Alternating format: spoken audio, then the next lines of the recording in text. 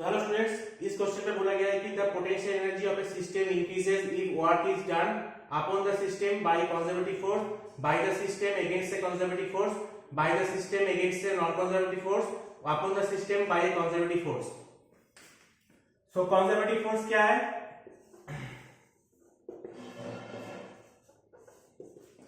जो force work done by a force independent of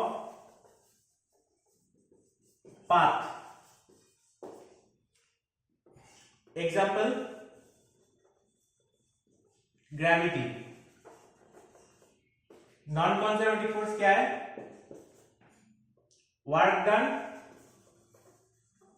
bye a force dependent on path.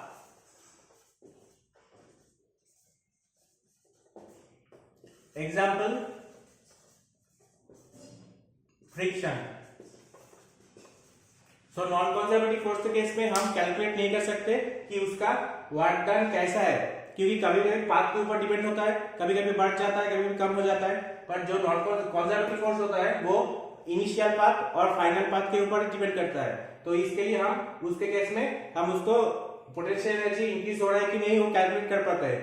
तो conservative non conservative force के case जो भी non conservative force option पे है उसको हम कैंसिल कर सकते हैं.